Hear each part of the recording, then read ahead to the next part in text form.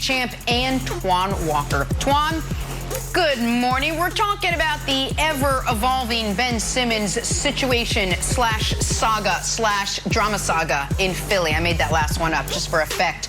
The beleaguered superstar was at Sixers practice yesterday. I mean, his body was there. I'm not sure his mind was there. He had what looked like, I don't know, maybe his phone in his pocket, maybe a juice, maybe a monitor. Something was in his pocket during practice. Can't have that. Reportedly didn't take part in the team huddle. Can't do that.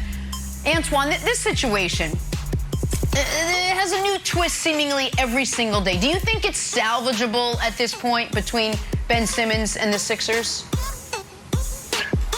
No, I don't think it is. I think when you look at this situation, and it's disappointing because I really like Ben as a player, and I believe he could be very special. He just has to get over the phobia of shooting a basketball. But the problem with Ben is he's got to understand when he decided to come back, one, the players are not going to be on his side.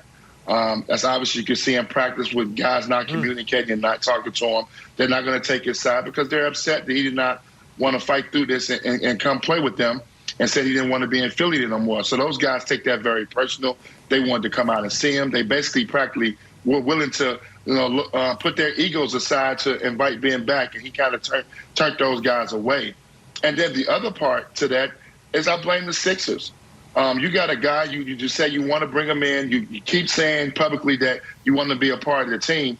First of all, you got to establish some discipline. He has an LSU shirt on. Everybody else has Philly gear on. To me, that already starts a problem. That's the first thing about practice right there. Why do he have the LSU shirt on and not a Philly shirt on? That would bother me right off the bat. When you look around, you look at this practice that he has that on. I don't think that's a good presence. You can see the lackluster effort. I'm not sure how hard they're going, but it doesn't look like he's very interested and engaging into the team. And then not getting in a huddle is just the ice cream on the cake and let you know that he doesn't really want to be there. But Ben has to understand this. This is the last thing I'll say about it. I played in sports town in Boston, where the fans follow everything. They're very much into everything that the team is doing. They support you 110%. Philly fans are rough. They're very difficult. And when they know that you don't want to be there, they can make it very difficult and tough for Ben on and off the court. And that's what he's setting himself up for. And it's going to be very difficult for him to live and be happy there. So it's a bad situation on both ends of the floor. I think Philly's just going to have to make a decision. I think they got the gun too high for everybody else to put the gun to everybody's head for him. You're going to have to trade this guy and let him move on. It's just not going to work. I hear you, Twan, and I do think at the end of the day he gets moved at some point. But to answer Jenna's question, is it salvageable? It is salvageable. Again, I don't think it'll end up that way, but it is salvageable. And here's why.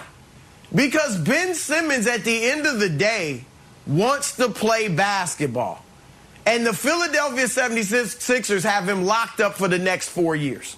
All right, if Daryl Morey really wants to play hardball, and he has to this point, and say, I am absolutely not trading Ben Simmons no matter how long it takes without getting fair or equal value, then Ben Simmons is going to have to come aboard and start playing ball. I mean, there's just no ifs, ands, or buts about it. Is he going to ruin his career for the next few years because of this? I'm just saying they have the leverage. And we didn't think Ben would even be in camp, remember? We didn't think Ben would, if he got to camp, we thought he'd have fake an injury. If he didn't fake an injury, we thought he wouldn't play in games. Now, that still remains to be seen, but clearly he's practicing as if he's going to eventually play in some games. So I just think that if Philly wants to play hardball, Ben is going to have to eventually come aboard. I think what needs to happen is Doc Rivers needs to sit down with Ben face to face and say, look, I get it. You won out. I understand it. I was a player too. All right. But we're getting offers for you, and they're not very good. All right? And we are not going to trade you in a bad trade. So the only way, Ben, if you really want out of here, you've got to go out there and play your best and even show a good attitude to up your trade value. Nick, he's not James Harden. Harden could go ahead and lollygag and play poorly, and everybody knew, he's just doing that in Houston because he wants out. We know his track record. That's not the case with Ben Simmons. There are guys I've talked to in front offices who are like, they wonder, will the mental block that he suffered last year in the playoffs, is that gone? Will that just vanish once he leaves Philly? We saw Markelle Fultz still has that mental block. He's just getting over it in Orlando. So there are questions about Ben that he can only answer on the court, even if he wants to up his trade value, Nick. That's true, but what's also true is he is far and away the best player that is currently available to be traded for. If you're a team that is trying to improve your team, or a team whose star player at some point wants out and you want to start rebuilding, Philly is going to be your first call because he is the best guy, just like Harden was, by an enormous margin that was available. And now he's not James Harden. There's no I'm not comparing them except for the fact that last year the best guy who was available was Harden. This year it's Ben. Now at some point Dame could come available and that trumps it by a million miles, or Bradley Beal could come available and Beal has more value across the league than Simmons. But because of his age and his contract, he does have more value than his play, certainly in the playoffs, would otherwise give him. But Wilds, I guess I feel differently than Antoine and Broussard in this regard. I think it's already been salvaged.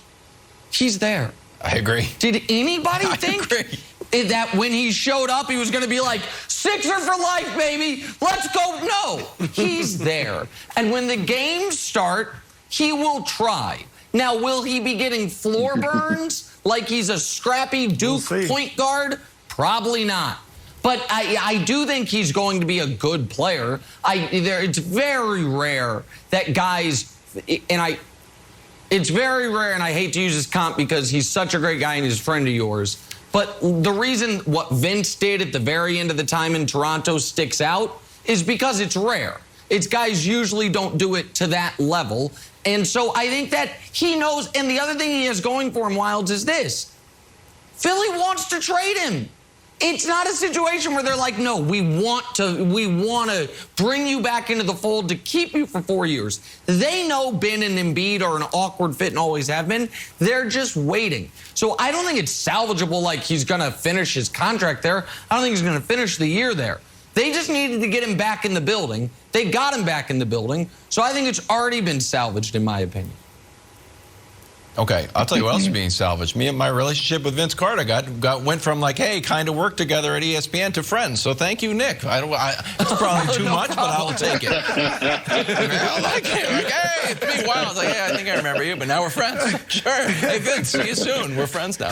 Okay, real quick. I politely reject all of this, all of it. I don't care about the practice. I don't care about putting his hand in. I don't think it was actually his phone, and I don't care. He did all of his warm-ups in sweatpants anyways, wearing sweatpants now, and that practice looked pretty weak as it is. And I think it was a different 76ers jersey, although I would like him to show support for their struggling football team, Antoine. Here's the thing I'll push you back on Nick.